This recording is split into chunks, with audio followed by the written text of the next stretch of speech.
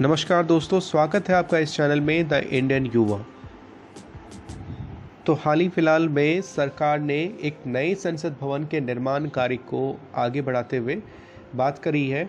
And इसी के संदर्भ में एक और चीज़ आती है जो कि है नेशनल एम्बलम यानी अशोक स्तंभ की बदली हुई रूपरेखा।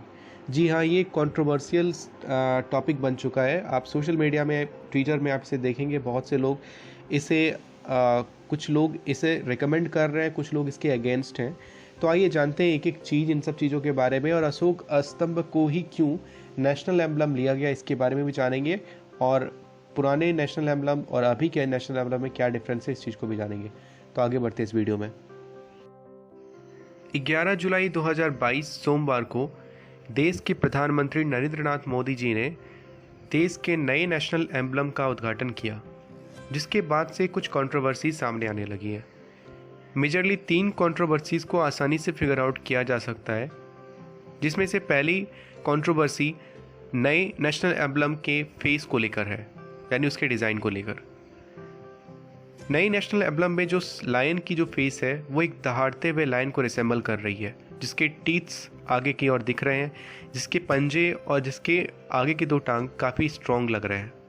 जबकि वही सारनाथ वाले लायन की जो फेस थी वो एक स्टेबल और एक पीसफुल लायन को रिजेंबल करती थी।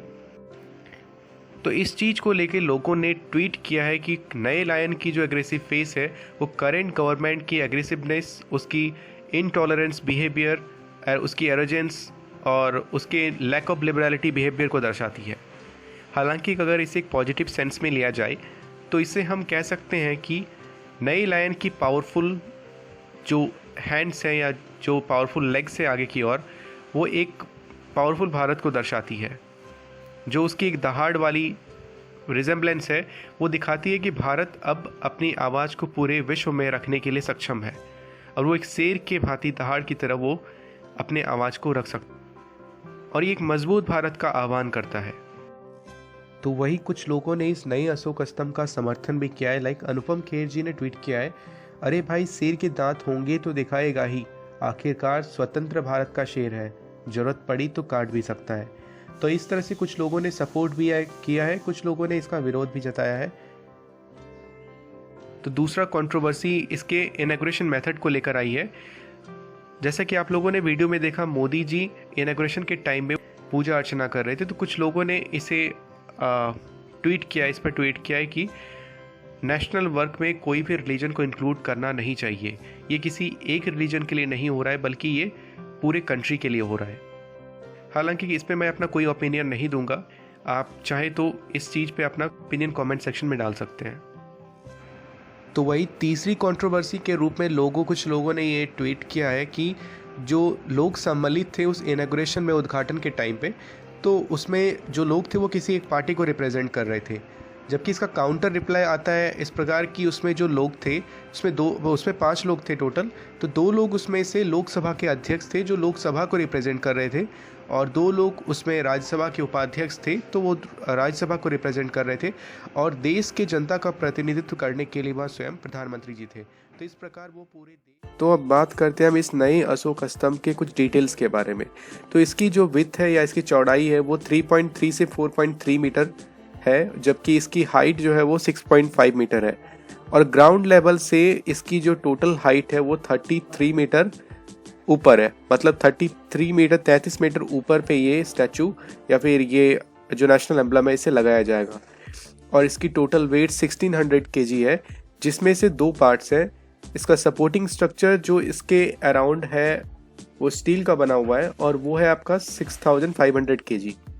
और इसका जो एम्बलम है इसका वेट है 9500 kg। टोटल ये स्ट्रक्चर का जो वेट हो रहा है वो 16000 kg है, जो अपने आप में बहुत बड़ा है।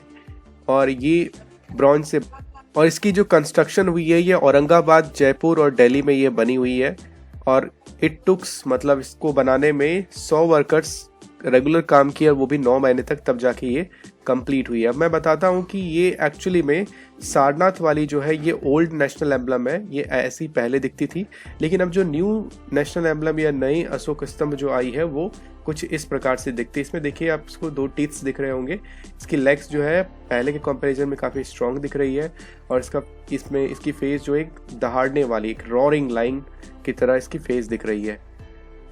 अब बात करते हैं इसके कुछ डिटेल्स के बारे में। तो इसे अशोक स्तंभ को सारनाथ यानी अशोका के कैपिटल से लिया गया था और इसमें 4 लाइन्स एक्चुअली में हैं, जिसको देखने पे एक साइड से आप देखेंगे तो 3 ही लाइन्स दिखेंगे, बट एक लाइन की जो फेस है वो उसके ऑपोजिट डायरेक्शन में है।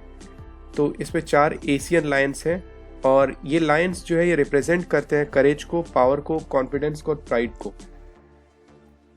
और इसमें साथ ही में आप नीचे देख पा रहे होंगे एक हॉर्स की पिक्चर है और ये एक बुल यानी ऑक्स की पिक्चर है। एक बैल है, इसमें एक घोड़ा है, एक एलिफेंट है और एक लायन है और एक धर्म चक्र भी है इसमें, और इसमें एक सत्यमेव जयते इसमें लिखा हुआ है। और इसको बनाने में टोटल कॉस्ट जो एस्टिमेटेड कॉस्ट आई वो 1200 करोड़ की है एंड ये प्रोजेक्ट टाटा प्रोजेक्ट ने इसे लिया है। एंड तो ये थी डिटेल्स आपके नए अशोक स्तंभ को लेकर और मैंने आपको काफ़ी डिटेल में बताया इसके बारे में। तो आप बताइए कि आपको ये नया अशोक स्तंभ कैसा लगा, कमेंट सेक्शन में ज़रूर बताइएगा and please do like and share this video. Thank you.